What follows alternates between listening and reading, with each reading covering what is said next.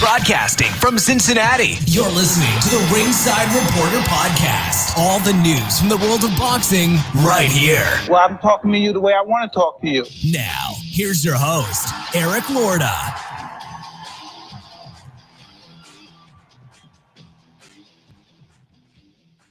Let me tell you what, I haven't heard that theme in years. I knew as soon as it went off, I recognized it. And I couldn't place it. I thought it was the WWF, like that old WWF, and I remember it was world class, and it just had that ring. We talk about Beeb's ringtone here on his phone. Anywho, listen, it's noon, high noon, baby. Get your guns out, and we are live. Welcome to the Ringside Reporter Show, where we talk about the latest boxing news. If it's related to boxing, we'll talk about it here.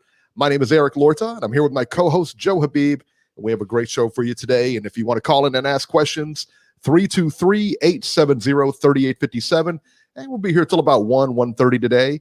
And today we're going to talk about Billy Joe Saunders. He's had surgery on that eye, that injured eye in the Canelo fight. We'll tell you all about it, how bad it was, and all that other good stuff. I'm not a doctor, but it sounded pretty bad. I'm just saying. Also, too, Felix Verdejo enters a plea, and I was kind of surprised by it. But first, we get started with Showtime. The fight's on Showtime. Figueroa-Nery versus Brandon Figueroa for the WBC and WBA regular titles. Brandon Figueroa knocks out Figueroa-Nery in the 7th round. I'm going to tell you this before I go any further with this. Chakal, our guy, who knows everything there is to know about Canelo and everything else, he calls me up Friday and says, I think Figueroa is going to knock him out in the 8th round. And he said, did you see him at the weigh-in? I said, no, I didn't catch it yet. Go watch him at the weigh-in. So I watched the weigh-in, and sure enough, Nery just doesn't look good. He had to weigh in 3.5 hours later because he couldn't make weight.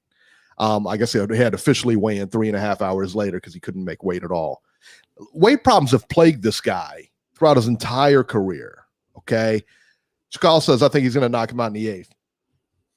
Chakal's like got a crystal ball over there or something like that, man, because he knocked him out in the 7th round. It was a really good fight while it lasted, but you could tell that Nery was getting tired. He was getting fatigued. He was throwing a lot of body shots. He was landing a lot of body shots. This fight really should have been custom made for Nery. I mean, Figueroa comes in and leads with his face. Both of them do. You know, both Figueroas do. They have no defense.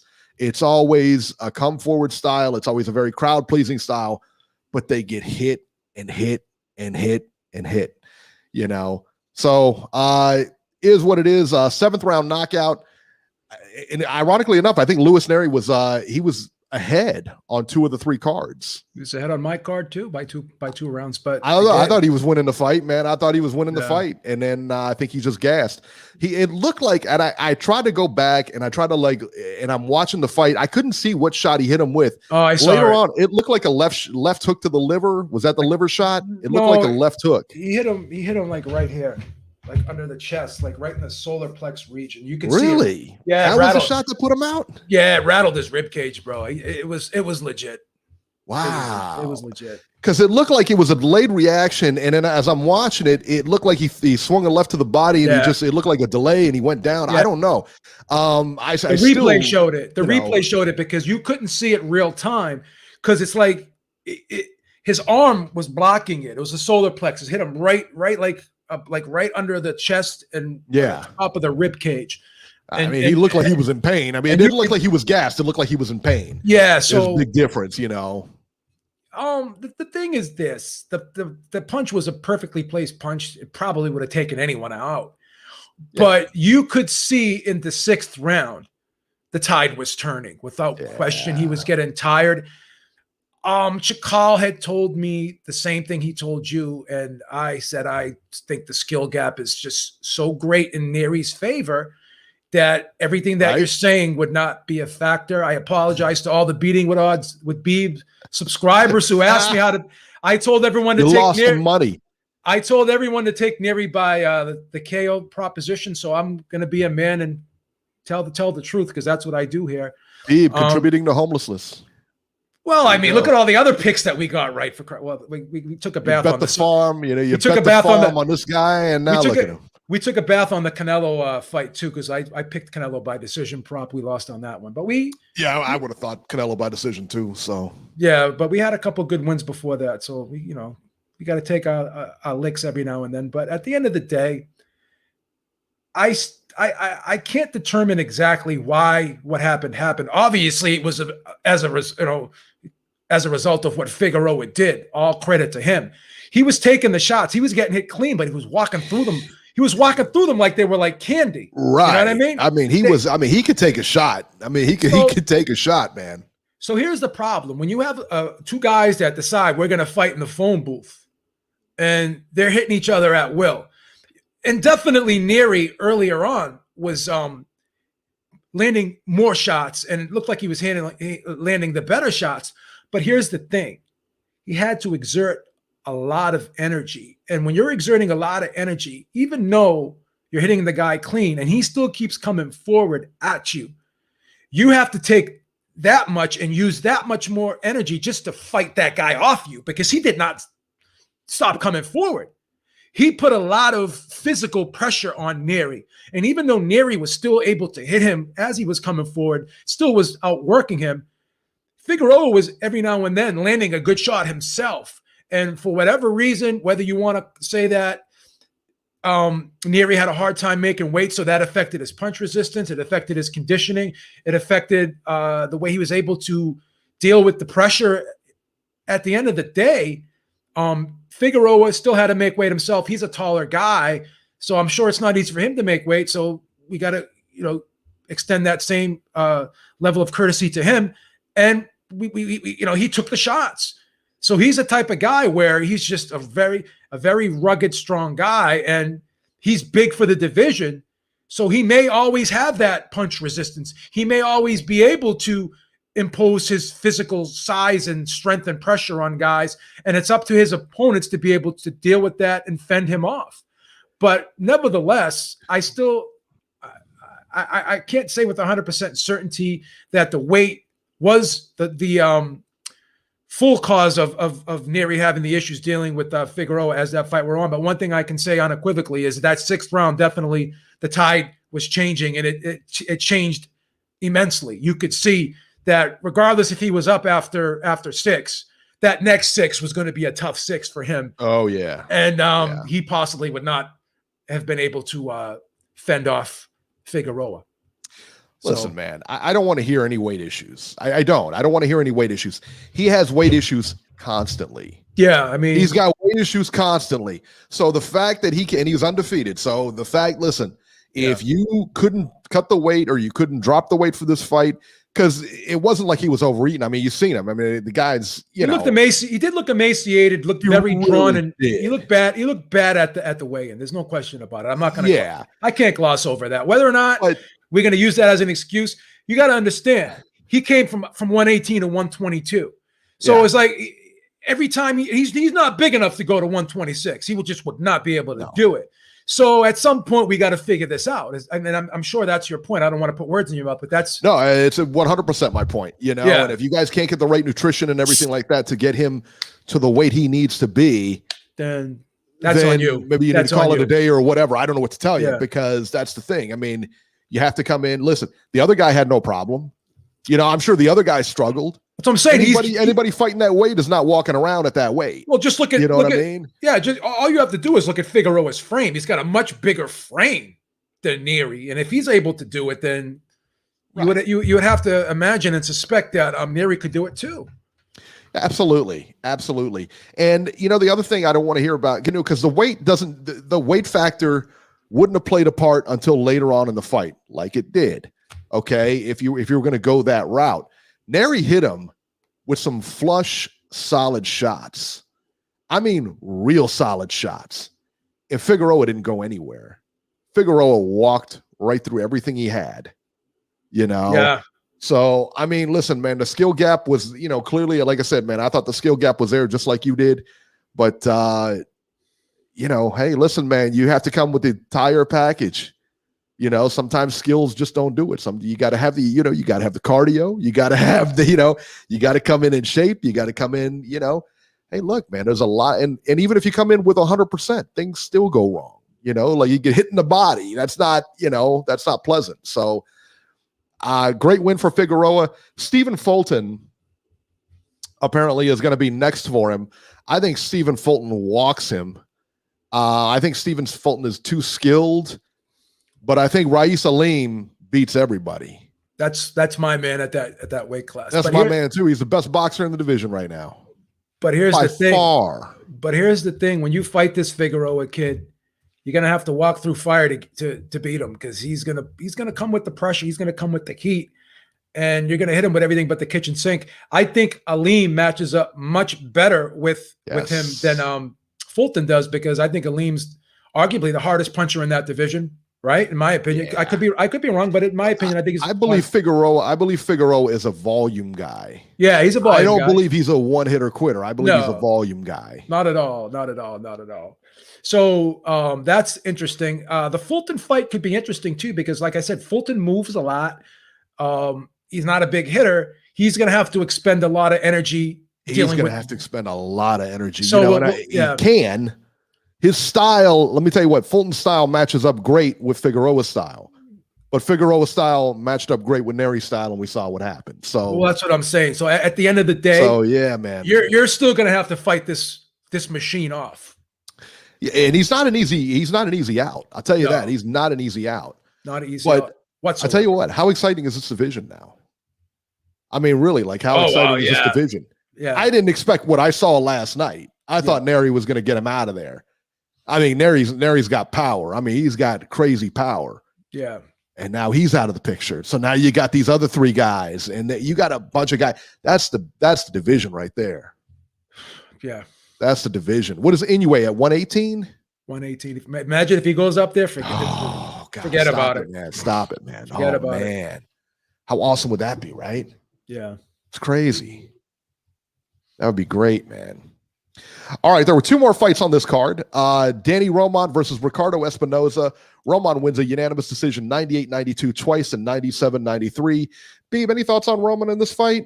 I thought it was, I think, it was like a wash, rinse, repeat. Every round, he was just in total control. I think, him being able to use his footwork and just being able to dictate this fight from the outside, I don't think he was ever in danger of losing. It was to me these two fights on the undercard were they were more along the lines of showcase fights. I thought both guys would win comfortably. I didn't think we'd have any surprises with any upsets on the undercard, to be honest. No. The only thing I was surprised with was the main event. Xavier Martinez versus Juan Carlos Burgos. Listen, man, I tell you, a lot of people were really impressed with Martinez. I wasn't really one of them. The scores were 99-91 across the board. I thought Martinez got hit way too much in this fight. Yeah. And Burgos, I tell you what, Burgos was right there the whole time, but he's dropping his left hand. He's getting hit. I mean, Burgos was there for the taking. I mean, because his reflexes are totally dulled at this point. Right. He's got a lot of, again, with all due respect, this guy's a warrior. He's gone through the gauntlet in his career without question. But at this stage, you would have to think that, he's there for the taking against anyone that has, above average talent in this division. Yeah. And what did he go to 17-0 last night with 10 knockouts or something like that? Yeah. It was kind of a modest letdown that he did not get the stoppage, because Burgos, has been stopped before. So. Well, and again, man, I mean, Burgos hit him with some good shots too. Yeah. And I thought he went to war a little bit more than he needed to, and still couldn't get this guy out of there. So I don't know. I think Reese Mack in the chat, there was a couple of other people said that Martinez impressed him and stuff like that. I wasn't too keen on that guy. I'll be honest with you. Here's a not to go off topic here, but here's a fun fact that Ryan Hong just brought to my attention. Said Figueroa went from a plus. I saw that. Yeah. Plus 450 to a plus 170 in 3 days. You know what? They knew something. Well, obviously there was probably some rumblings out there with issues with the weight. Anytime, I'm going to tell you right now, anytime a Mexican is fighting, Chakal seems to know everything about what's going on. He's really juiced in there, man. He really is. But that's a very interesting fact. I saw that earlier on in the chat. from 450 to 1. Yeah. You don't have any idea how much money has to come in to make the line move like that. Yeah, I You're think talking a lot of money. I think Chakal and his cartel went to Chakal and the cartel, the Zetas, you know. I think the cartel, Chakal and the cartel went to town on that one. Dropped all the money on there. Chakal and the rest of MS-13, you know. Yeah. That's hilarious. That's too funny. Craziness, man. Craziness. All right, let's move over to DAZN. Joshua Buatsi versus Daniel Dos Santos. Buatsi wins via 4th round destruction. Jesus, he hit him with 2 right hands in that 4th round. And Buatsi, who is he? Who is he working with? Virgil Hill now? Is that? Yeah, he's working with Virgil Hill. Yeah. I don't know. It's hard to tell. It's hard to tell if he had any impact on him or not, because the guy he was fighting, I mean, like, he was undefeated. He was undefeated, but again, man, I mean, he was nowhere. You could tell. Look, man, we always say there's levels to this, man. You could tell that guy was nowhere near where Buatsi was, man. You know what the funny thing was? I was watching this fight, and I was saying to myself, Buatsi's looking a little stiff and robotic here. He's not really looking fluid. And as soon as I was saying that to myself, he lands those two monstrous right hands, and I'm like, oh shit! And I'm like, when he hit him, it looked like he was gonna punch him through the canvas. That's how hard. Like he came down with such velocity. Like those were like incredible right hands he threw. The first, he looked like the Hulk or something like that. Just bam! He came down like this, and he's like, boom. And I was like, Jesus Christ, where did that come from? That came out of nowhere. That guy was dead when he hit the canvas, boy. He was just out, man. He hit him with that right hand. He was out when he hit him with that first right hand. And then he starts falling, and he got hit with another right hand. Like, wow, it was like a torpedo, man. It was boom. It's like Attack of the Clones when Yoda came in there with the cane like this, and he's looking over at Count Dooku, and automatically he just throws the cane and goes, and then just jumps at him. That's what this reminded me of, because he was like so kind of robotics. Yeah. And then all that, boom, like out of nowhere. I was like, what the fuck is this? This is like, and you know what set it up? He bit on that feint. The feint. Those feints to the body, because he was hitting him in the body, and he caught him with that feint to the body, and he did it right as he was in the corner. He feinted that body, because you could watch his hands drop. Pow! He just changed levels quick, man. Just boom. Let me ask you a question and get your opinion on this. So Virgil Hunter said after the fight, during the post-fight interview, he goes, yeah, that's something I asked him to do. We worked at that on the gym, and as soon as he did it, this is what happened. Do you think that was the case, or do you think that was just Monday morning quarterbacking? No, I believe it. I believe it too. I believe it too. Yeah. No, I do believe that, because you know what? I mean, I was hoping you were going to disagree with it, so I could debate you on it. No, it had to be. You know why? Because he was doing it all fight. You know, if you notice that he was fainting to the body all night. He really was. And you watch it over, because I had to rewind it a couple times. I'm like, all right, now how did he get caught with that? You know, because I'm watching that knockout again, because just it was vicious, you know, and I'm watching and I'm like, why did he drop it? There he goes. I said he's going to the body. Then I watched earlier rounds. I'm like, that's what's going on there. Virgil Hill gets a lot of stick from a lot of fans, because obviously he hasn't really had a great deal of success outside of Andre Wood. But remember that fight in the corner when he was like sitting there whispering, he's like, he's ready to be took. He's ready to be took. Like, he sounded like so creepy and shit. Everyone's like, he's ready to be took. He's ready to be. Everyone's like, damn, why is he whispering to this guy like this? This is fucking creepy, right? And then you got like a lot of stick for that. I was like, it's weird. Oh my gosh. But yeah, Buatsi looked pretty good. Like I said, I think it's time. He's got to step up, though. He's got to step up his competition a little bit. You know what I mean? Because right now, fighting guys like this isn't going to do him any favors.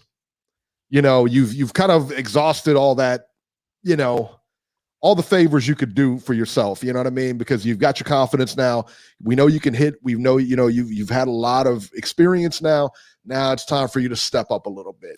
Well, and now we need you to, Eddie thinks he's ready. He says he should have one more fight. I think it's Virgil Hunter. Virgil Hunter is saying that maybe 3 more fights. We'll see. So I agree with Hunter. Eddie's going to throw. Yeah, Eddie throws people to the wolves. Eddie doesn't care. Eddie's getting paid either way, son. Eddie doesn't care. That's true. See what he's done to fight. Billy Joe Saunders, Kell Brook, throwing people to the wolves, son. That's your boy. He still gets blamed. He still gets blamed for that Kell Brook fight. He should. With Golovkin. The guy was 147 pounds. He put him in the Lions Den at 160. That was a bad move. Stop it. That was a bad move. Of course he should get blamed for it. Nobody couldn't stop Kell from signing the contract. Shut up. Couldn't stop Kell from signing the contract. Oh, he wanted to fight. That was me. I would have broke his hand so he couldn't sign the contract. That's how one-sided that fight was, in my opinion. Yeah, stop it, man. And I mean, anybody the level of Kell Brook is going to have success with anybody in the world for a couple of rounds. But again, there's weight classes for a reason, son. Well, this is the thing that I hate in the sport of boxing. Everyone likes to say, well, this guy will give this guy problems. That guy will give that guy problems. But there's a level of degree of problems. There's modest problems, and then there's catastrophic problems. Sometimes I wake up in the morning and I have problems getting out of bed. But guess what? I'm able to continue on in my day. It's not catastrophic. Right. A fight is 12 rounds, okay? These guys are professional fighters.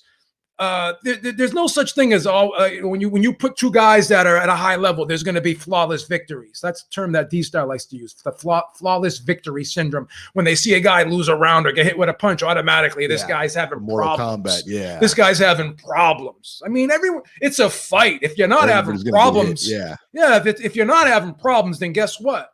You're fighting too low of an opposition. Right. At some point, you're supposed to have difficulties and problems in there. So. These generalized simplistic statements that these boxing fans tend to make is ridiculous.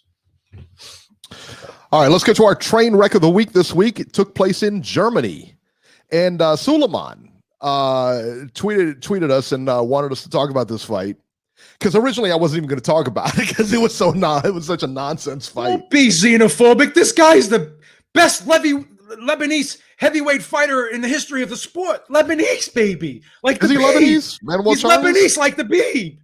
Like the Beeb. No wonder he's in the train wreck of the week. Right.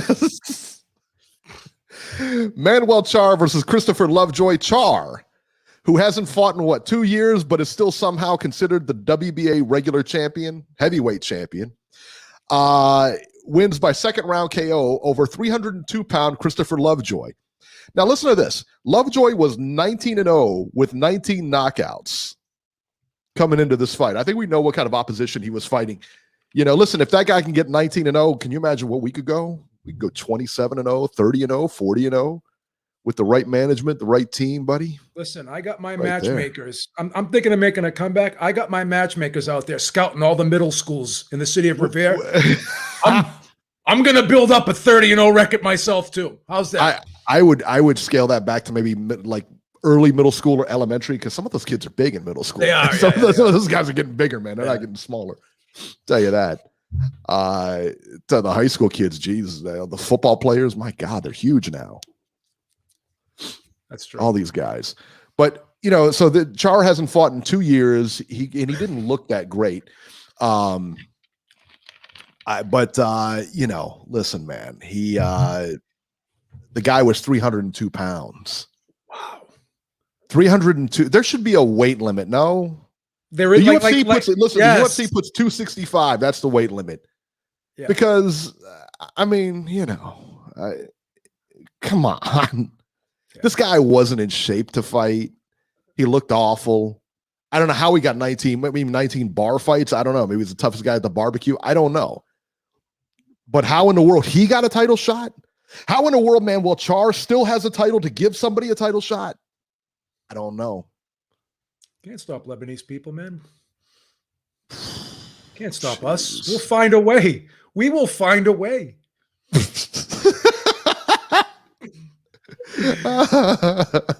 We don't quit, man. We're champions regardless. Champions in life. In life. Champions in life. All right. On UFC TV, Ty Tomlin versus Tyrone Lucky. Friend of the show, Ty Tomlin wins via third round. It was a third round stoppage. Basically, they stopped it in between the rounds. So I believe it went down as a fourth round TKO or fourth round TKO, I believe is what it was called, because all 3 rounds have been completed. I heard Ty looked really good in this fight. Stopped him. The guy he was fighting was a bigger guy, man. He looked, and that guy had a lot of experience. Tyrone Lucky had a lot of experience going in. Tomlin had no problems with him, had absolutely no problems with that guy, which was kind of surprising. I got to be honest with you, because I thought with the amount of experience that guy had, he was going to give Ty a little bit of issues. But that wasn't the case. I mean, Ty went in there and just dismantled that guy. That was on the undercard, that chick undercard or whatever, with Heather Hardy and whoever. I don't even know who won those fights, because quite honestly, I just wasn't interested. Babe, do you know who? I think Heather Hardy lost the fight or something like that. Can I be on? I have to. Yeah, she lost, but I have to say one thing, and I'm very disappointed in myself. Yes. I should have purchased this card because I heard it was actually good. There was actually people on Twitter. Shout out to Michael Woods. He was saying the card was pretty entertaining, and her fight was very entertaining as well. So yeah, right. I'm disappointed in myself that I didn't purchase the event. I actually forgot about it. But see, they have to. What? Enough with your misogyny. I was going to purchase it, but quite frankly, I just forgot about it. No, because I forgot it was on real solid card over there. No, but I forgot it was on such a good card. We didn't forget about the Nery fight. We didn't forget about that. But this was such a solid card that we didn't forget. We forgot about it. Will you let me explain myself, please? I was not aware that it was on UFC Fight Pass. I did not know. I forgot. I think we talked about it. Did we say it was on UFC Fight Pass last week when we had Ty Tomlin on? Because I can't remember. But he wasn't on there. That's the only reason I didn't buy it. So I would have bought it. If Ty was fighting on there, I would have bought it. I would have bought it with no problem. So that's why. I'm not used to utilizing UFC Fight Pass. It's not in my rotation of platforms. It's not in your rotation. I have DAZN. I got DAZN. I got ESPN Plus. I got Hulu. You know what I mean? I got all these. I got Netflix. I can't keep up with all this stuff. I need help. Lois? I need help. Organize these apps for me so I can get reminders, please. Christ. And don't you follow up with anything, please. I'm just saying, if the card was that good, This is totally a mishap on my part. I apologize. But it was so dumb. I don't understand. Like I said, I mean, it's UFC Fight Pass, right? Why put an entire girl card on there? You got 2 other fights. Why not just put the 6 fights on there? You know what I mean? I would imagine. Why not just throw one more with one more fight, 15 more minutes, throw off the production? I mean, Jesus Christ. Yeah, right. The high production value you guys got going on over there. I mean, come on. I mean, really. I tweeted Lou DiBella after I found out he won, and I tweeted Lou DiBella. I said, "Are you going to put this guy on TV or what?" Did you really? Yeah, yeah, I did. Yeah, I did. It's ridiculous. Good for you. You got good fighters on the card. You got good fighters, and you're putting this on. Yeah, that's crazy. Yeah. Who said this was a good card, by the way? Michael Woods, Sulam Urbina. She's a girl that we interviewed before. Why do you have to always be so condescending? Condescending means to talk down to somebody, Beep. Listen, exactly. You're diminishing these people's opinions. These are Salim Urbina is a high level female fighter. Michael Woods has been in the boxing has been a boxing journalist. He's been in the boxing journalism field for multiple years. Bathing suits and stuff on Instagram. Is that the same one? No, come on. Why do you have to always? I'm asking questions. I don't know because I don't know. You and your sexploitation. I'm getting tired of it. What are you talking about? Okay, maybe she has 1 or 2 with a bikini on. Can't she go on vacation? In her living room? I don't. It was on the beach. It was on the beach. I'm asking questions. She went to the beach. I'm trying to find out more about women's boxing. I'm trying to immerse myself in women's boxing, and you're just making fun of me for it. That's what I don't understand.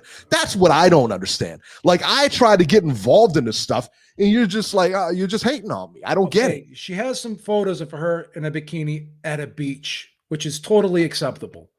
Now, she's in if someone's lying on a bed with their bikini on, that's a little bit suggestive, whatever. To each his own, but I'm just saying. But when you're on a beach, it's totally acceptable and normal to wear a bikini. So let's just put that out there. I don't want to hear any comments from the peanut gallery on that one. I'm just saying, man. For goodness sake here. Michael Woods and this other girl said that it was a couple other fans that I don't want to dox people's Twitter, but a couple other fans said it was good as well. Yeah, is that right? All right. Again. What was the over-under on people watching that card? Like 15, 20? Who do you think got more views, the Clarissa Shields pay-per-view or this one? Oh, my God. I'm sorry, man. I'm sure it was a good pay-per-view, man. I'm sorry. It would have been better with Ty on it. Ty Tomlin on it, though, right? Would have been better? Oh, I agree. Would have been better. What is Lou DiBella doing, man? Put him on there. What are you doing? You got a new guy and you're not even using him. Hurry up. I mean, you just signed the guy. You would think the plan would be to showcase him a bit, right? I mean, right? I mean, you got a pay-per-view right there. I mean, there it is. Your big chance, and you blew it. You blew it. Come on, DiBella. Get with the program here, man. That's right. What are you doing? What are you doing? All right, let's talk about the upcoming fights here. May 22nd in Las Vegas on ESPN and ESPN Plus. We have Jose Ramirez versus Josh Taylor, 12 rounds for Ramirez's WBC and WBO titles and Josh Taylor's WBA and IBF titles. B, let's stick here for a minute here. This is for undisputed, son. This is big. This could arguably be the best fight of the year. Obviously, it's probably not going to get the attention it deserves, and we're not going to go down that road and talk about the horrible promotion because it's already been said and done. But it's terrible promotion. As big as this fight is, are you serious? Yeah, it's a great fight. And we have goose egg 0.0 promotion for this fight. It has been the drizzling, you know what? Yeah, it's promotion for this fight has sucked. It's very, very disappointing to say the least. Awful. Very, very disappointing to say the least. Awful. For the undisputed championship, man. All the marbles on the line, all the belts, every belt in that division, and nothing. Yeah. I think it's going to be an awesome fight, though. I don't know who to pick. I'm picking Josh Taylor. Could really go either way, though. I'll be honest, man. I like Josh Taylor a lot. Rode with him a lot as far as on his other fights, Regis Prograis and everything like that. I thought he won that fight. I thought it was narrow, but I thought he won. I'll tell you, this is a coin flip. It really is. I like Josh Taylor, but again, man, I'll tell you something that I saw in that Prograis fight that really opened my eyes. And Josh Taylor is definitely a good fighter. He can fight at range. I don't think he's a great inside fighter, but he's capable on the inside. He can go to the body, but I don't think he's good on the inside defensively. I think he stands a little too tall up, gives you too much of his body, squares up a little bit on the inside. And I don't always think he tucks his chin. I think both of these guys are not defensive specialists by no means. But the one thing I do like about Ramirez is he does tuck his chin, does get low up and underneath shots, and he rolls shots very well. I don't think Josh Taylor does that, but it was a little bit startling to me in that Prograis fight when Prograis went in there deep in the pocket with Josh Taylor, and he outfought him on the inside in spots in that fight. Oh, yeah, for sure he did. And that was an eye-opener because I would have thought he would have been more of an ambush guy in that fight, in and out, in and out, But he stood in that pocket and he fought, and I thought outfought and outworked in spots the bigger, stronger guy that you would think he would not be able to do, right? So I thought the movement would be the problem for Taylor in that fight, but it was more or less the volume and the real fluid punching and combination punching on the inside and just the grittiness that Prograis showed in that fight. I see Ramirez always finding a way inside against everybody. And once he's in there, he's really hard to deal with. So I think his grittiness and the way he's able to be a grinder on the inside, and just how tough he is. Plus, he's on his home turf here. I think that Ramirez is going to outwork Taylor, and I think Taylor may get stopped late in this fight. Wow.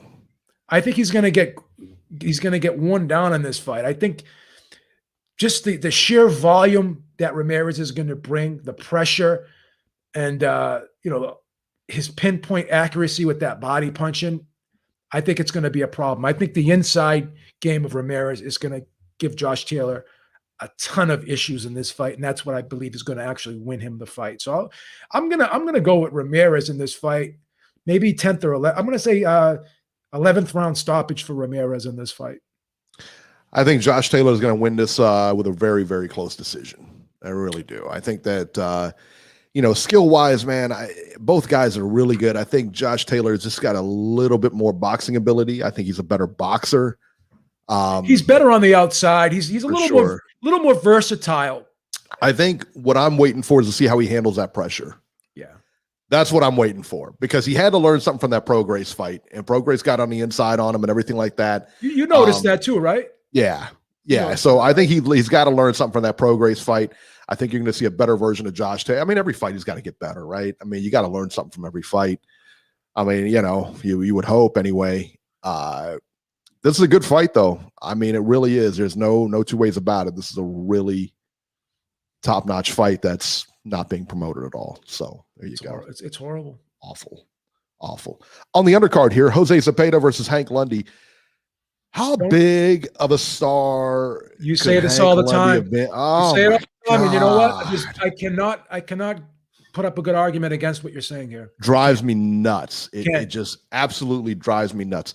All you have to do is put a microphone in his hand and let him go. That's it. I love the guy. He is complete, does your job for you. I love the guy. He's awesome. The nicest guy on the planet. He's the nicest guy on the planet. He's so funny.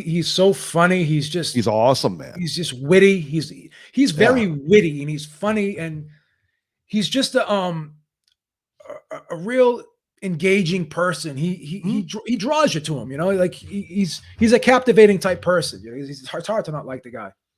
You could hate Hank Lundy from the outside and talk to him for 5 minutes, and it's like you've known him forever. Yeah, he's one of those guys. You know what I mean? He's seriously one of those guys. So Jose Zepeda and Hank Lundy. I hope Hank Lundy wins. I don't know that he does, but I really do hope he wins. Let's see here. Elvis Rodriguez versus Kenneth Sims, 8 rounds, junior welterweights. Robesy Ramirez on that undercard versus Juan Tapia, 8 rounds, featherweights. And he's put a win streak together since his first loss, his debut loss, I think it was. So there you go. There's the ESPN card. Not a bad card, not a great card, not a bad card. Obviously, main event is good. But yeah, not a bad card. Let's see here. That's May 22nd. That's it. May 29th, a week later, on DAZN, Devin Haney's fighting Jorge Linares for Haney's WBC lightweight title. And was it you that made reference to this, that said that the only time Haney is interested in fighting Teofimo is when he's got another fight? Well, here's the thing. Yeah, I mean, every time both guys have fights signed, so conveniently Haney will tweet out, "I'd love to fight Lopez next," and he did this. He did the same thing with Lomachenko when Lomachenko had the title, and it's just getting ridiculous at this point. It's we all know what you're doing. It's clout chasing at its finest. I mean, right. Let's call it for what it is. With all due respect to Haney, I'm not here to, I don't care if he makes $300 million. He deserves it. He's a fighter. He's taking the punches. But at the end of the day, stop with the false narratives. We all know that you're not going to fight Lopez next. We all know that you probably don't want to fight Lopez next when a fight is going to be presented to you where you're going to get $2.5–3 million to fight someone along the lines of Jorge Linares. So it is what it is. Let's not pretend. I know you want to promote yourself. That's great, but at some point, this is becoming redundant, and it's becoming just becoming irritating, to be honest with you. That you hear the guys say the same thing over and over again when he's sort of like Eddie Hearn, what he's doing right now. But we'll get into that. But right, it just becomes ridiculous at some point. What do you do? I mean, if you're let's see here. Give me 1 second here. Let me pull this up here. Go down to Teofimo. Okay, so Teofimo is the champion in all the weights. You got Devin Haney, you got Ryan Garcia, both on DAZN. Gervonta Davis for the PBC, and at Top Rank we got George Kambosos. Vasily Lomachenko. He's fighting Nakatani next. I love that fight in June. Yeah, man, that's a good fight. Sick fight. That is no easy fight, But if you're Lopez, what do you do here? Because it seems like all the big guys gotta go to 140. are on the other side. All the big money fights are on the other side of the street. Yeah, it's a no-brainer. Wow, could you imagine? Okay, so whoever wins that fight, Lopez moves up. Top Rank promotes that. There you go. If Arum does not petition for him to fight the winner of Ramirez versus Taylor, then he's a very vindictive person. Really is. Yeah. He would have to be, because that's a can't miss. No. It's a can't miss. And man, is that a fight. Wow. Right? That's that, and that'll be for all the marbles. And then if Arum's smart, he's going to be saying to himself, yeah, these other guys may not want to fight him, but they have no choice now, because it's like what Brad Hopkins said to me many years ago when I interviewed him, at 160, I had no choice but to unify and get all 4 belts. It was the only way I can get guys to fight me, because all roads led to me. Mm-hmm. And that's going to have to be the situation with Lopez, because these guys, Devin Haney has absolutely no interest in fighting Teofimo Lopez.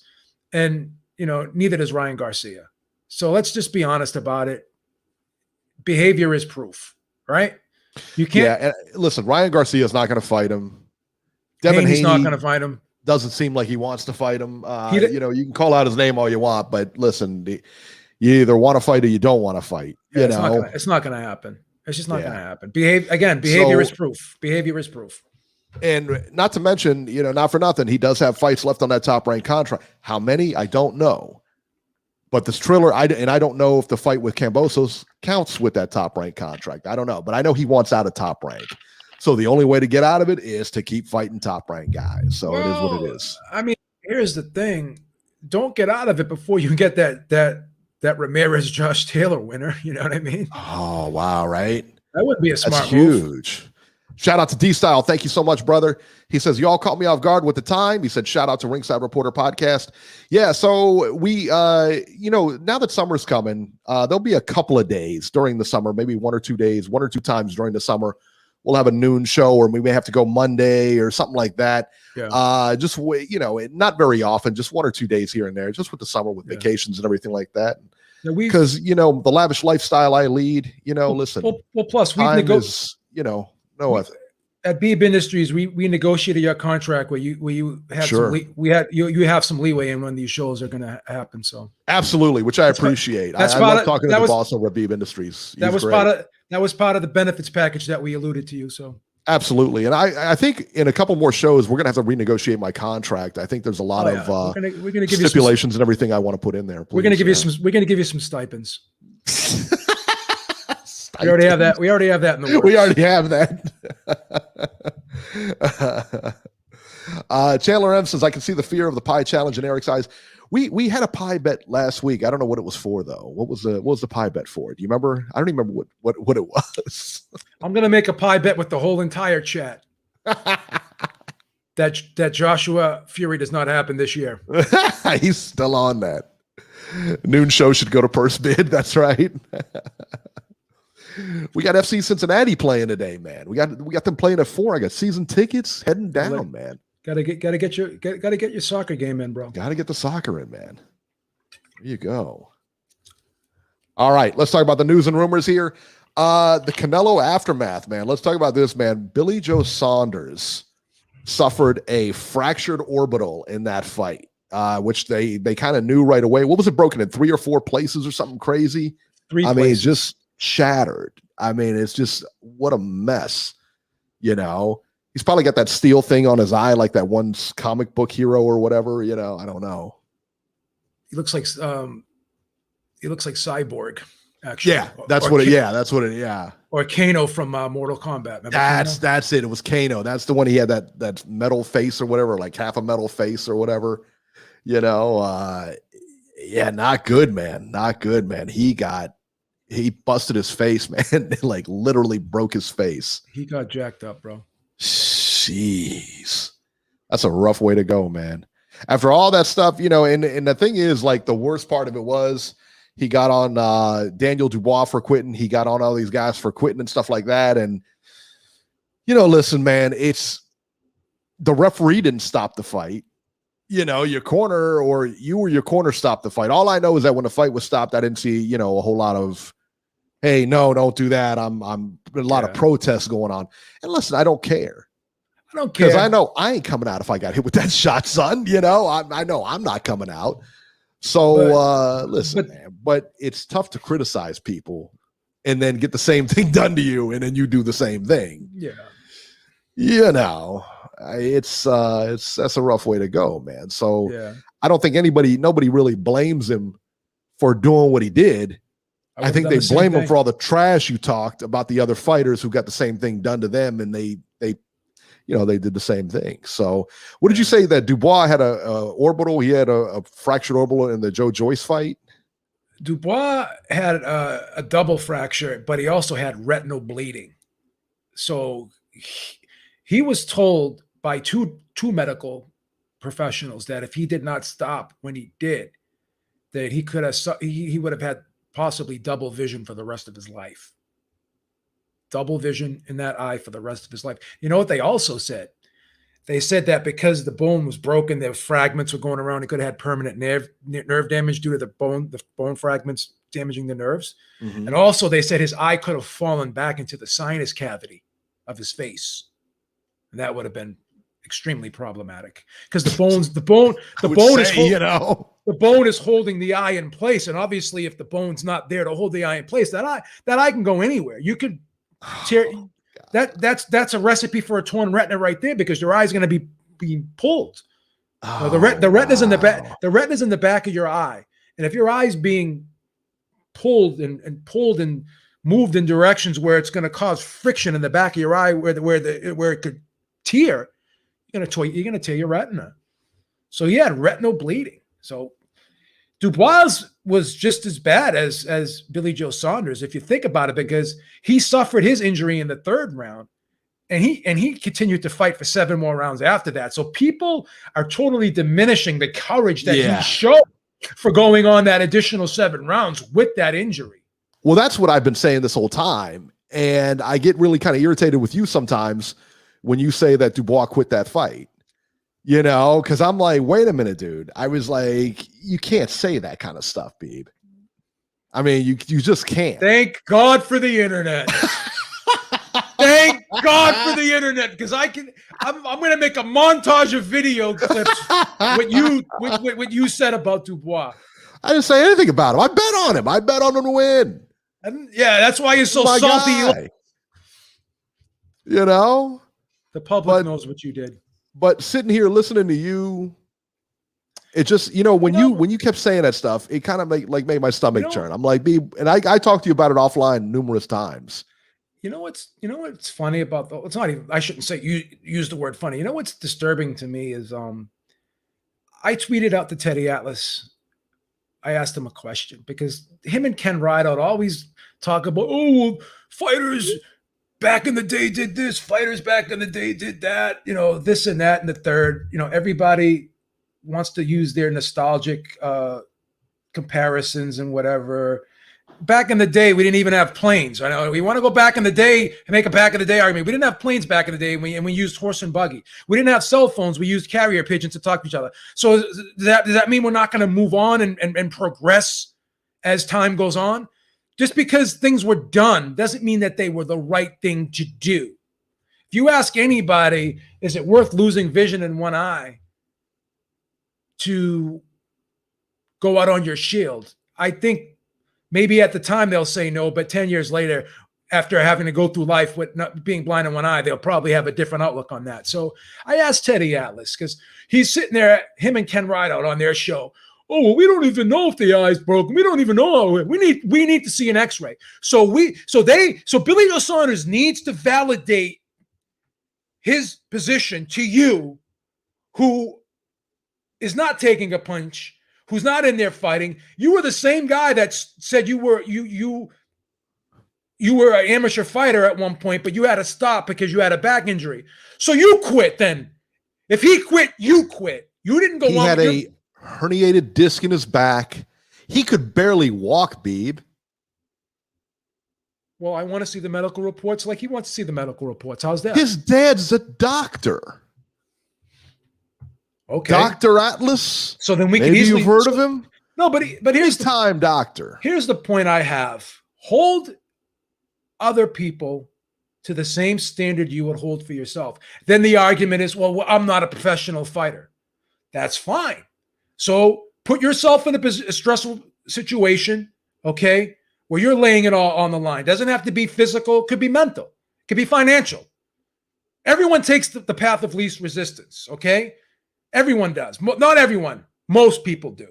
So just because these guys are fighters doesn't mean they're human beings. There's systems in place to save them from situations like this.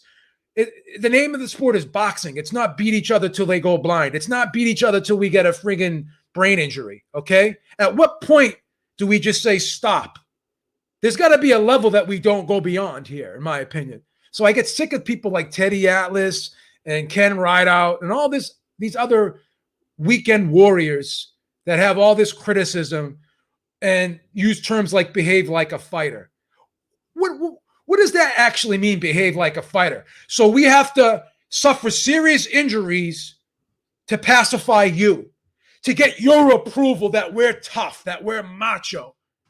At some point, it becomes stupidity. It's not bravery anymore. It's stupidity. And that's it. That's my rant for the day. Well, I'm going to take umbrage with it because I tell you what, I don't think you should be disrespecting Teddy Atlas. I don't like the guy. Well, that's not right. And as much as I don't like him, so you know what? And he's got the nicest things to say about you too. Every time I talk to Teddy, he always asks about you, how you're doing, and stuff like that. And you just take a dump on him every chance you get. I asked him a question on Twitter. You know what I said to him? I don't know if you saw the tweet. I said, Teddy Atlas. I don't. I blocked you on Twitter. I said, what if you were training your son, and you were in your son's corner, and your son suffered the same injury Billy Joe Saunders suffered? All right. And you looked at that and you were fearful that possibly if he continued, he'd have irreparable damage to that eye, possible blindness. What would you have done there? I never got an answer. Because I don't think Teddy Atlas has a son. Yeah, he does. Does he? Yeah. His son actually works for the Raiders. Oh, yeah. Okay, so Chandler M. That's what we bet. Pie bet on Kambosos upsetting Lopez. Yeah, he thinks so. Chandler took Kambosos over Lopez. That's what we bet. Yeah, dude, you're losing that. Are you kidding me? He thinks Kambosos is going to win. Dude, that's the easiest pie bet I've ever made. Oh, my God. Come on, stop it. You should have told me I took Kambosos or something like that. Wow. You forgot about that bet? Bad one. How could you forget about that bet? Well, no, I didn't remember what fight it was. Oh, okay. I knew we made a bet, but I was like, and I knew it was a ridiculous bet. But I just couldn't remember, because it was just so ridiculous. It just kind of escaped my memory because I'm like, nobody in their right mind would bet on that fight. And we found a taker. How about that? That would rival Buster Douglas upsetting Mike Tyson. If that were to happen, that would rival that. That would rival you beating Mike Tyson, right? That ain't gonna happen. I mean, that would. Kambosos, That most definitely would. That's crazy. That's crazy talk. It's crazy talk. Your boy, the O.J. Simpson of boxing, Felix Verdejo, entered a plea this week of not guilty. What? Dude, what on earth are you guys planning to argue over there? Got your car at the scene. I'm sure they got DNA. I'm sure they got the chick's DNA. They got shell casings from the gun that you shot at her with. You got an eyewitness who was there, rolled over on you. Son. Doesn't look good at all. Son. I don't even know what Come to say. on, son. I have no words for this. Dude. But I'm hearing so many different stories, and I don't know what to believe. But the evidence just looks insurmountable here. It's like the OJ case. I mean, but he ain't got a whole battery of lawyers on his side either. No, he can't afford that. He ain't got OJ money. He's crazy. He's facing the death penalty too. Yeah, that's some serious. Yeah, man. Some serious repercussions. Yeah, he's in some big trouble. And I wonder if the guy whoever rolled over on him, my guess is they're going to see quite a bit of jail time, and they may have rolled over and said, hey, we're not going to give you the death penalty. We're not going to seek the death penalty if you cooperate or whatever the case may be. Yeah, it's not a good look. I don't know. I don't know what the they had a needle. Yeah, they did. Reese Mack said they had a needle to knock her. Yeah, I don't know if they have that in evidence, but they found he injected her with a combination of heroin and fentanyl to get her to go down. I guess he punched her and then injected her with the heroin and the fentanyl to get her to stay asleep or whatever, and then they dumped her off the bridge. And then, she was still alive when she hit the water. They were shooting at her. They got the casings from the shells on the bridge, right? But she ended up suffocating, drowning because she can't, she's, incapacitated, can't do anything. So that's insanity. Just insane, right? And I believe from what Dad was telling me that's what he was watching the Spanish channels, and he said that's what what they think is going to happen, because they were talking about CTE and that kind of thing. I think that's what they're going to try to go for, is that CTE defense, where he's been hit in the head a couple of times, and he wasn't in his right mind. They're going to do scans and all that other stuff. Listen, man, for somebody who has CTE, that was awful planned out. The fact that you went and got somebody else and they rolled with you. They rolled with you to go do whatever you were going to do. I mean, it didn't question it. You know what I mean? Like, come on, man. Bad luck, bro. Yeah, it's not good. JC says, yeah, they're trying to go that route. Yeah. So I got some sad news here. The Olympic boxing team, from what I've read, is sending 6 people to the Olympics. Our boxing team will consist of 4 women and 2 men. Wasn't it the 84 team who won 8 golds or something like that? Something ridiculous. When was the last gold medal winner we had? Is that David Reed? I'm trying to remember. Was it Andre Ward? I can't even remember, bro. Wow. I don't remember. Let's take a look real quick. Hold on, let me see. Last male boxer to win a gold medal. I think it was Ward. Last male American boxer to win a gold medal. Andre Ward. Yeah. Was it Andre Ward? When did he win one? 2008. No, was it 2008 or 2000? Yeah, it was 2008. 2008? Yeah.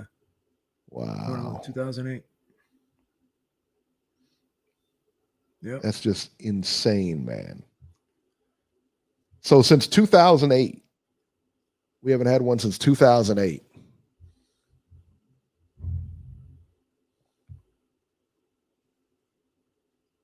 That's amazing. What in the world? Our best chance is, I don't know what weight she fights at, but there's an Olympic female boxer who's got a real good chance of winning a gold medal.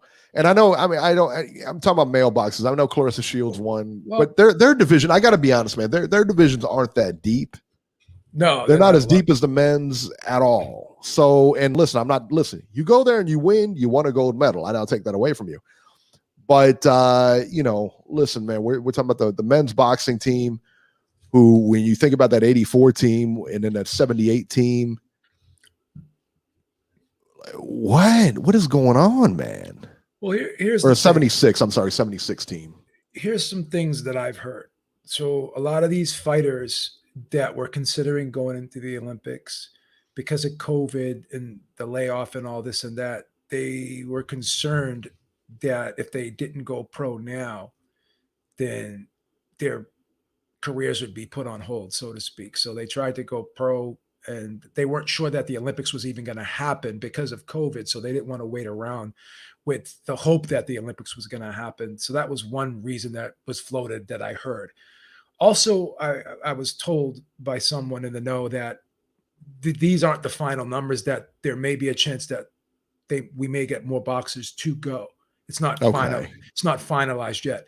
This is what I was told. I'm not sure if this is correct information or not, but this is something that I was told. I hope so. I mean, yeah, so that's the thing. So because of COVID, a lot of fighters decided to go pro because they weren't even sure that they'd be able to go to the Olympics. It's insane. Just insane. Just sad. Sad thing. Chandler M says, can we talk about Clarissa Shield trying to defend the Djokovic champion Andrade?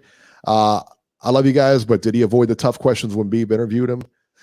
I don't think he did. I think that I don't think he avoided the questions. I didn't think he answered them I didn't think he answered the questions in a favorable way to himself, in my opinion, but that's totally subjective, I guess. Because he was talking about money with the Charlo fight and everything like that. I think his big qualm with that was like the money, that neither one of them were really getting paid anything. And I get it, and he wants to. Well, they originally, I remember the whole scenario. They were originally going to give him $200,000, but then they bumped it up to $300,000. I think it was they originally were going to give him $250,000, then they bumped it up to $300,000, and this was back in 2014 when he just won the title, not too long after he won the title, and he turned down $300,000 to defend his title against Jermell Charlo, and Jermell Charlo was very upset that he turned it down because that would have been his first title shot. So that's why the Charlos have such disdain for Andre to this day. I suspect because he froze Jermell out of a title shot back in 2014, which would have been his first title shot at the time. Yeah. So.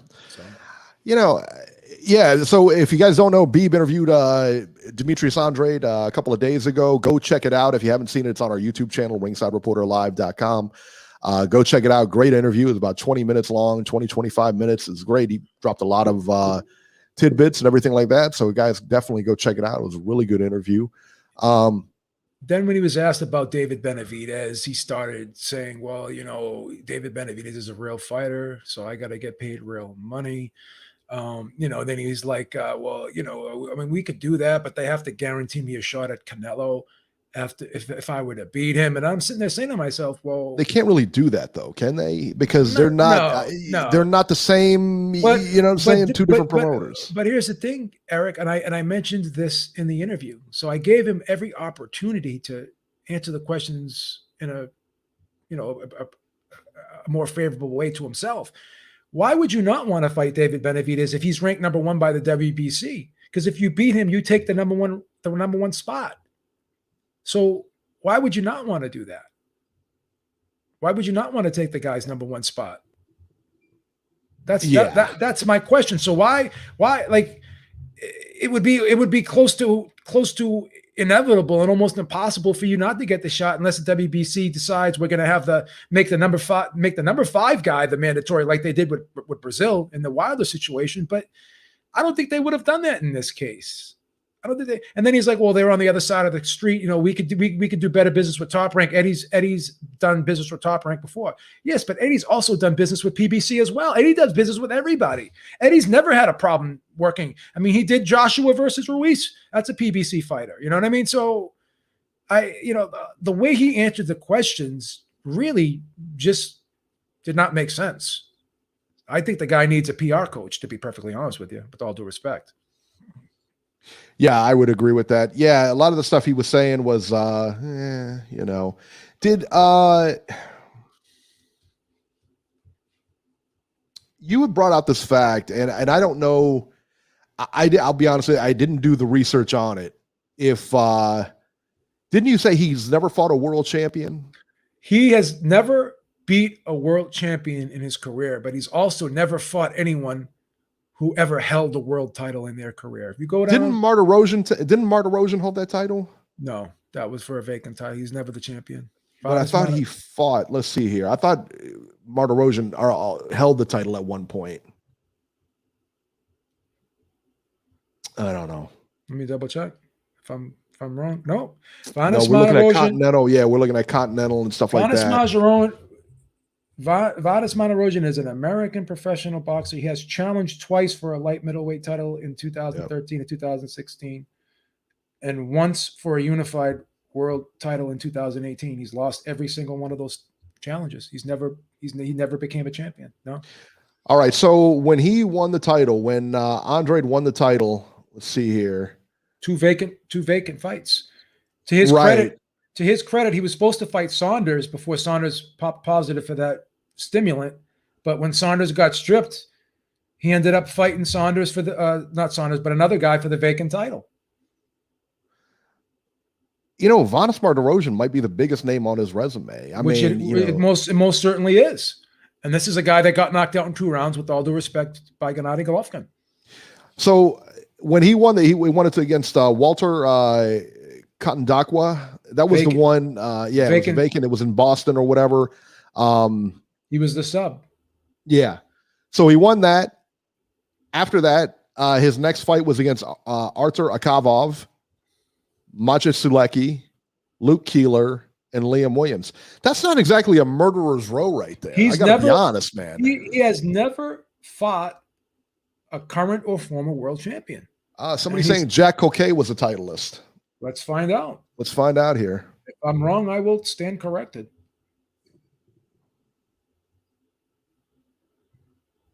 Yeah, he had the WBO International.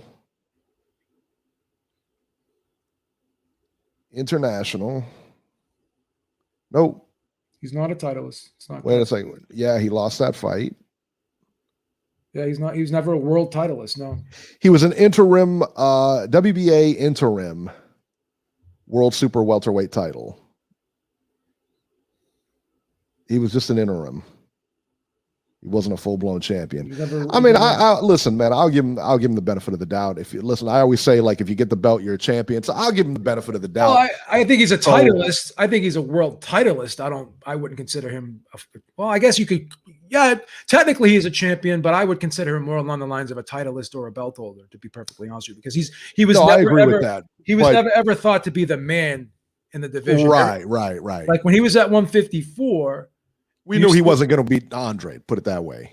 You still had Canelo out there. You still had, and to his point, Canelo did move up, and he did have the only title that Canelo would have needed to unify. That's a fair point on his part.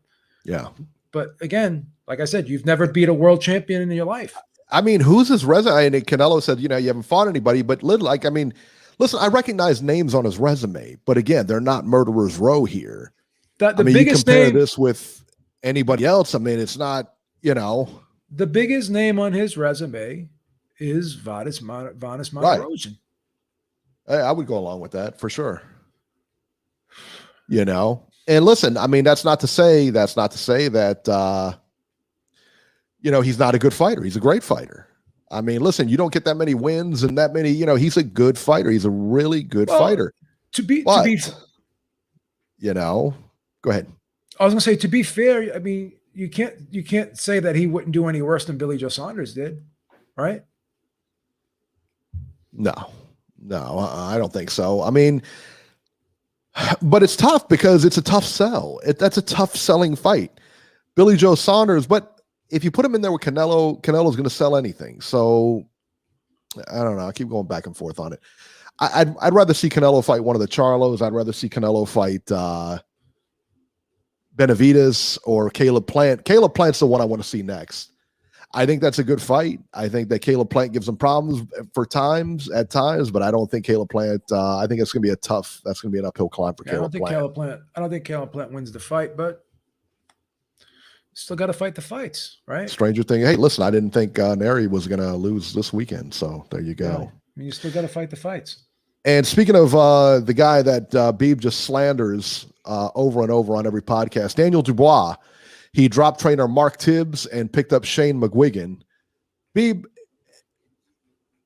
Can Dubois be fixed? I'll be honest with you. I mean, how many fights has he got now? I'm going to have to see him come back from the injury because, again, everyone that has suffered that injury never came back and became champion. Like Brooks, what has Brooke done after he suffered that injury? He got knocked out again and suffered another injury. Yeah. And he got the other side of his face busted up. So yeah, I've just never seen anyone come back from that injury and be a better fighter afterward, or even the same as what they once were. No. I think Golovkin ruined Kell Brook, and we could argue that possibly Joe Joyce may have ruined Daniel Dubois. I hope I'm 100% wrong because I like Daniel Dubois. I thought he had a lot of potential beforehand, before that injury. But let's see. Billy Joe Saunders, I think, is done. There's no way he can come back, in my opinion. I could be wrong. I'll be honest. I hope he's done. I hope he's done. Listen, he's fought. He's had a good career. He's fought a lot of people. Has held the titles and everything like that. Done everything you could possibly want and fought the big fight. I like Billy Joe Saunders. I don't want to see him get hurt. I don't want to see him. You know what I mean? You've had this kind of injury. There's no. I know you want to come back. I get it. I get that. But there's no real reason to. I mean, what are you going to come back and prove? You're not going to fight Canelo again. You know what I mean? That fight's not going to take place again. So, and SB in the chat says Ray Leonard came back from a detached retina. I get it, but he came back and then he fought who? Hagler, which was a $1 billion fight, So, but who's Billy Joe Saunders' $1 billion fight? Who's Daniel Dubois' $1 billion fight? But here's the thing. Ray Leonard didn't have metal plates in his face. He got laser surgery. I mean, that's much. Detached retina is not as serious of a surgery. It's not the same injury, guys. It's not. Again, it's not anything to sneeze at. But it's with the technology we have today. With detached retina is it's not a horrific surgery. And people forget that when he did suffer that detached retina, he was away from the sport for three and a half years. That's a big difference, right? That's a huge difference. And at the time he suffered that, we didn't have the technology that where it could be repaired to the level it was. Right. So. Yeah, it's there's no reason. Like I said, man, there's no real reason for him to come back. Now, as far as Daniel Dubois goes. Look, man, this guy is a very limited fighter. We saw that in the Joyce fight. I mean, this guy was knocking out everybody until he ran into Joe Joyce. And this guy, man, you see that he's so limited in what he can do. I think the eye injury hinders him even more. And he may come back and he may, they got good matchmaking over there. So he may come back and he may win a title against a fringe titleist or whatever. But any big fight he's in, he's done. I really believe that. I really believe he's not going to be the same.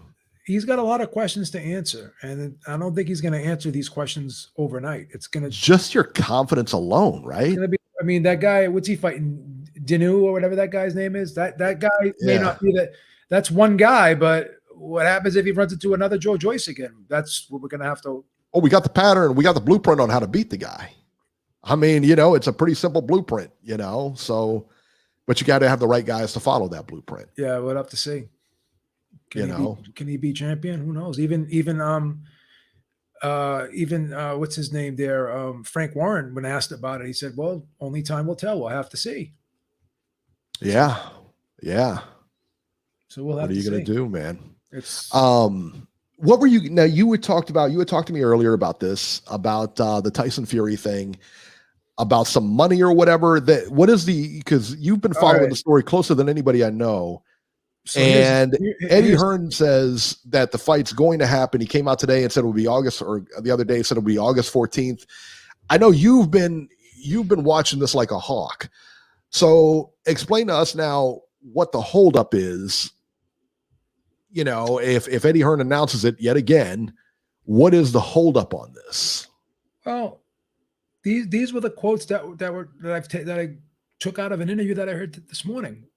He did 2 interviews, one with Boxing Social, one with IFL TV, and he said the financial documents are taking longer than usual to be provided. That's not a normal thing. So when you say something's taking longer than usual, that's kind of an issue, right? That's not something you sweep under the rug. And an issue that is with, an issue that is the financial, if the issue is financial, if it's a financial situation that there's a problem with, right? If there's a holdup with the funds, that's not a little issue. Like without any money, if the money's not there, you can't have the fight. So this is some information I got that someone said.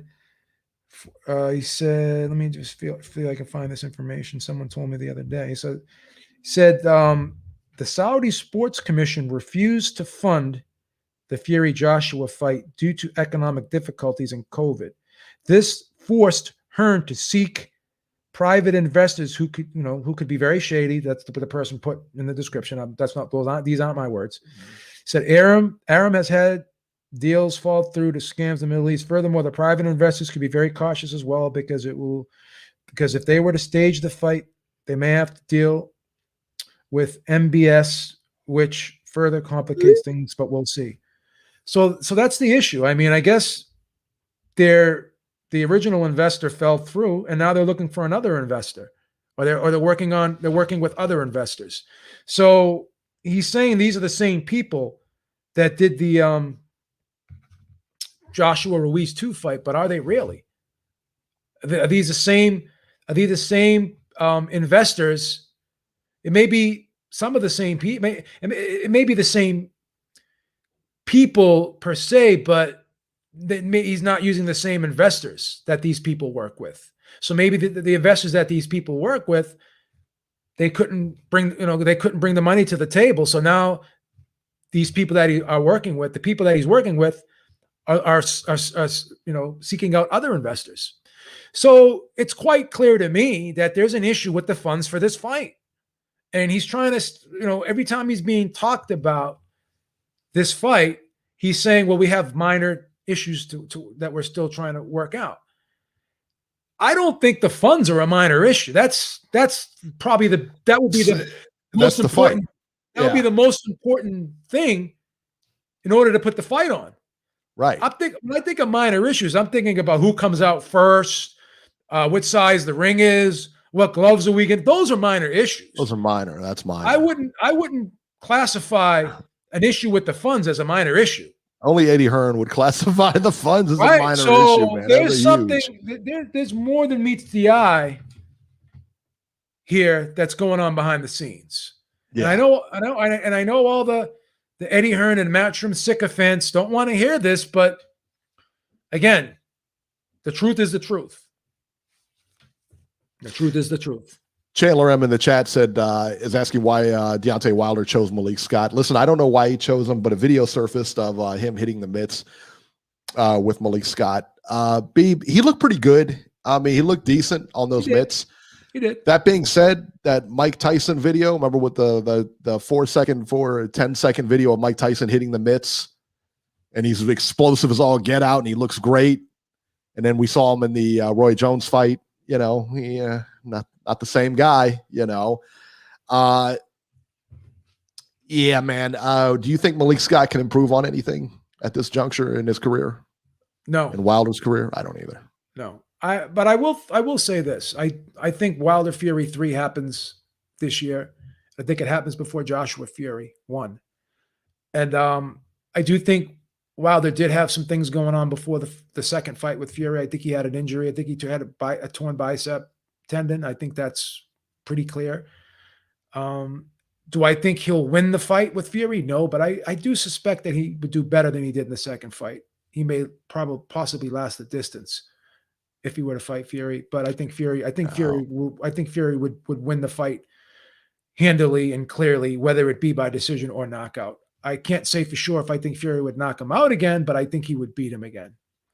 I think Fury dog walks him even worse the third time around. I think so. Listen, man, you can't be out. Listen, with Wilder's skill level anyway, I mean, listen, Wilder never had the best skill out there. You know what I mean? He had, you could see flaws all over him. And, he has one shot, and that's that big right hand. With that much skill deficit, and then you figure, how long has he been off? 2 years? Well, here's another thing. Here's another thing on a side. Making that fight, man. On a side note, tomorrow is the day that the arbitration between Team Fury and Team Wilder is going to they're going to render a decision in the arbitration case. So we don't know what that arbitrator is going to say. We don't know if he's just going to award financial damages to Wilder, or if he's going to say that the fight should happen. Let me tell you what, for as much money that's going on with this Fury and Joshua fight, they're not stopping that fight. But again, we don't fully know if the money is there. We can suspect it is, and we can sit there and say, oh, well, they did Josh. Here's the big thing that blows my mind. Okay, well, these people were able to do Joshua Ruiz too. Okay, no COVID back then, number one. Right. Big difference. They did it in December back then. So so it wasn't as hot as it will be in August. Because in August, it's like 120, 130 degrees there. They're going to have an enclosed stadium where they're saying they're going to build a stadium. It's going to have to be enclosed for the air conditioning, because there's no way they can have it open in 120, 130 degree feet. The fighters will fucking suffer from heat exhaustion. So that fight was in December, where it's nice and cool there, right? At night in the desert. It's cool on a December night there. So that's one difference. They had COVID. That was allegedly a $60 million fight, if you believe the numbers. This is supposed to be a $150 million fight. So coming up with $60 million through investors is a lot easier than coming up with $150 million investors. And from what I understand, they're dealing with the same people, but the people used different. See, when you deal with a financial group, they use investors as well, right? So if they are dealing with a specific group of investors, but then for whatever reason, they can't deal with that same specific group anymore, and they have to search out for new investors. It's like a promotional company who deals with investors and sponsors all the time. If you get specific sponsors for an event and they decide, okay, maybe we don't want to sponsor you for that following event, what do you have to do? You have to go out and find more sponsors for your next event. This seems to be the case. I can't say this with 100% certainty, but it seems to be the case in this situation, because why else would they be the holdup? Right. If the money was there. So if the money was there, this fight be made. Yeah, because that would be the first box you would tick on the checklist. That's the first box you would check off on the checklist, having the money in place. Why? How many times have we heard that though? I mean, like with Saudi Arabia or with somebody in the Middle East.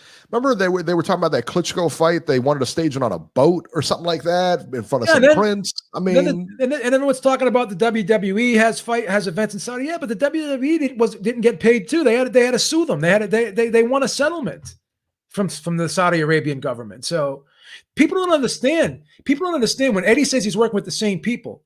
You have no choice but to work for the same people. It all gets funneled through the Saudi government. You're dealing with a monarchy. There's no choice. You have to deal with the government.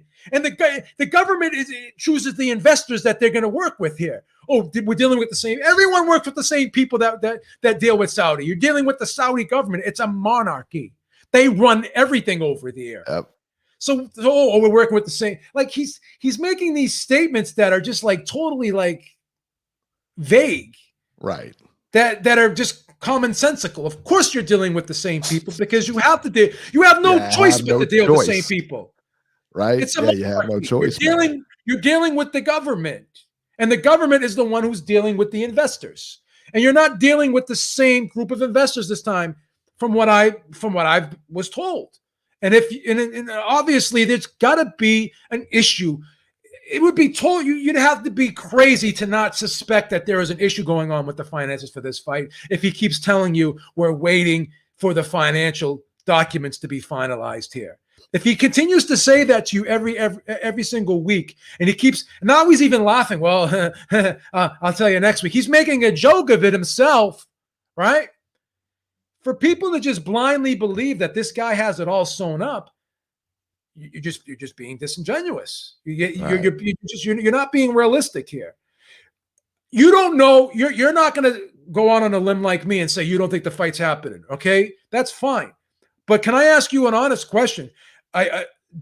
Don't you have a little bit of skepticism about this fight from what you see going on right now? Is there a little bit of skepticism in your mind? I mean, you have to. You would I think you have to now. But then you have other people who are diehard Eddie Hearn fans and Matchroom fans. I sometimes think they're drawing a check from Matchroom, that they just 100% believe that whatever Eddie is telling them, that it's going to happen. It's going to come to fruition. And if you question any of it, automatically you don't want the fight to happen. They were stupid to go to Saudi for this fight. They were really stupid. They should have went to Las Vegas with this fight. Las Vegas Raiders Stadium or whatever, because you know that the money's good. You know that if they say they're going to pay you, you'll get paid. And over there, you don't know. You just don't know, especially they're corrupt, certain parts of the country or certain parts of the world, they're corrupt, man. It just is what it is. And we've heard all kinds of stories about them, And here's the thing, Eric. We already talked about this as well. Las Vegas is fully open June 1st. That's the thing. And that was the other thing I heard that was going to hold the fight back was the COVID. COVID over there in Saudi Arabia was starting to pick up. So they weren't sure if it could have an audience or not. I mean, it's, again, man. Las Vegas is going to be open June 1st. Okay. Mm-hmm. So why not just do it there? And then let me ask you this. They're saying they're going to build an indoor stadium, not an outdoor stadium. So obviously an indoor stadium takes longer than an outdoor stadium, which was an outdoor stadium. An outdoor stadium was built in December because obviously it's quicker to build because it's less construction. That's common sense, right? We know that. Mm-hmm. And they were able to have an outdoor stadium because it was in December where they don't need AC. Yeah. So you mean to tell me what is it now? We're in the middle of May, right? We're in the middle of May right now, okay? May 16th, August 16th, whatever, right? May 16th, June 16th, July. So in 3 months, they're going to be able to build this stadium. There ain't no way. It's just you have to have it open already. You have to have there's no reason to build a stadium. Why? You have to have it there already because you cannot build an indoor stadium in 3 months. It's impossible. Happen. So all these ridiculous expectations, like how, like you could not be. I don't want to insult people, but you would have if you had just an IQ of 30, you would have to realize that this is problematic right now. Right. These situations are problematic right now. Has nothing to do with what I want. Right. Has nothing to do with what I want. I'd love to wake up tomorrow morning and have Halle Berry lying next to me and we're eating friggin' waffles and toast and eggs, but that would never happen. Doesn't mean I wouldn't want it. Doesn't mean I wouldn't want it. You chauvinist. Doesn't mean I wouldn't want it. But it's not going to happen. What I want and what's going to happen are two different things. Two different things. I wish I could be I wish I was 7 feet tall and I was doing reverse dunks right now in the NBA. It's not going to happen. I want to hit the lottery. Not going to happen. Doesn't matter what I want. Doesn't matter what you want. You know what matters? What is actually going to happen? What is the reality? What is the reality of the situation is what matters. Not what you want. On a completely different side note here, you talked about winning the lottery. Yes. So the governor of Ohio has taken $5 million. And if you got your vaccination, you'll be entered into a lotto, whatever, some kind of lotto. So they'll pick 5 names and each 5 names gets $1 million. So if you got a vaccination, you will be eligible for $1 million in Ohio. Isn't that nuts? It's crazy. Ridiculous. It's ridiculous. I mean, you don't have anything to do with that money.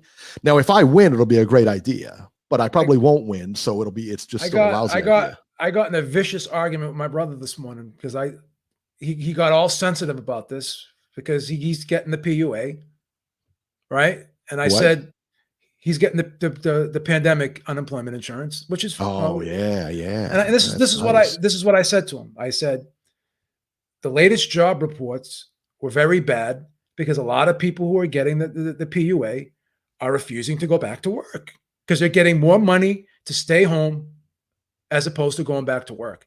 And I said, because of that, it's hurting the economy. The price of gas is going up. Chicken breasts used to be $1 a pound last year. They're almost like $3 a pound right now. I just bought chicken breast today.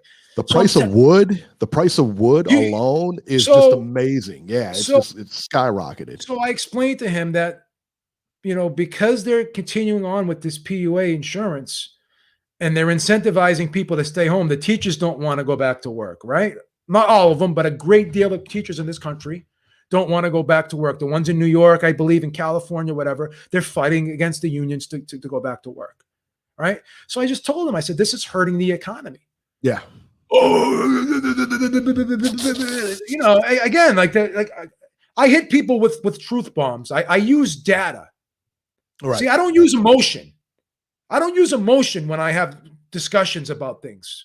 I use data. So this is the thing. People they don't want to use data. They don't want to use reality. Nobody does. They just want to use emotion. So it is what it is, guys. You just got to deal with reality. Yeah. I mean, listen, man, I remember going to the barbershop or whatever, and the lady there was telling me, we got a hard time getting people to work because they're getting more money on unemployment than they were getting here. Listen, my response to that is, listen, maybe it's time for your employer to say, hey, let's jack up these wages, but then I got to pay more for a haircut. You know what I mean? Or you got to pay more for this. That's the double-edged sword that nobody really understands. That like everybody says, whoa, let's pay these people more. Great. Hey, listen, I'm all for it. Make minimum wage $15, but that does get passed. Just know that gets passed down to you. And as long as you don't mind spending $1 or $2 extra on everything that you buy, you should be okay with that. Everything, you know what I'm saying? It always gets passed down. Everything that's going on right now is a recipe for disaster because it's going to cause an absorbent amount of inflation, and it's going to cause taxes to rise through the roof. Yeah. So the short term gain these people are receiving is going to be a detrimental long term to the country. Yeah. To the country, it's just a fact. At some point, we gotta say enough is enough. We gotta listen. I'll tell you what. I could care less as long as they get another stimulus in July. They're talking about giving a monthly stimulus. And then people are complaining. Anybody complaining about that stimulus? And listen, if you're complaining about getting a $2,000 check or a $500 check, you're an idiot. I don't care. And they're talking about your grandkids are gonna. I don't care, son. Pay me my money. Then he starts yelling at me and making fun of me. Oh, you got an easy city job. He says an idiot can do the job that you do. Blah blah blah blah blah. Yeah, but you got it. But you don't understand. I'm still generating revenue for the state because my job. You know what I do in my job. I have to issue fines. People pay the fines, and I'm generating revenue for the state. Is what it is. So. Listen, they're paying somebody to do the job. They're paying somebody to do the job, and you got the job. So what does it matter? At least I'm generating revenue. I'm not sucking revenue out. I'm putting revenue back in. You're generating your brother's revenue. You're generating revenue for him. You're not killing yourself. I mean, why do you have to kill yourself? Yeah, why do you have to kill yourself? Like you call what you do working? It doesn't matter. What about all them? When you first met me, you knew what I did for a living. And I used to tell you how many hours I used to work and stuff like this. Yeah. I got this job. It is what it is. Well, you were lucky. Yeah, I was lucky. I had to go on the interview and I had to sell myself to my boss.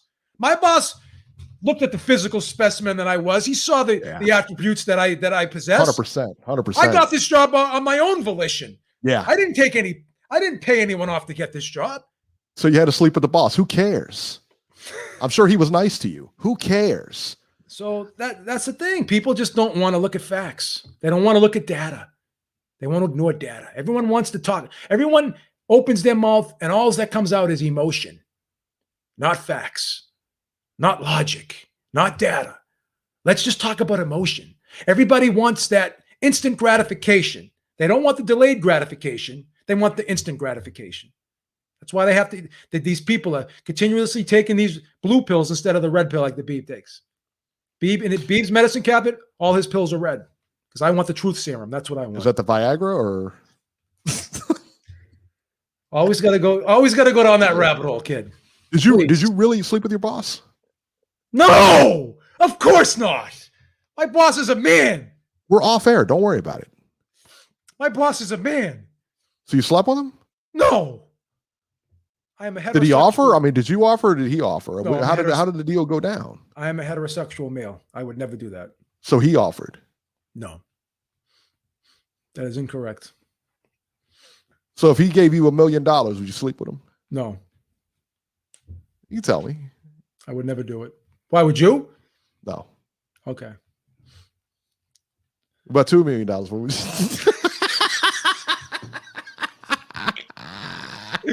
You're killing me today, kid. You're killing me.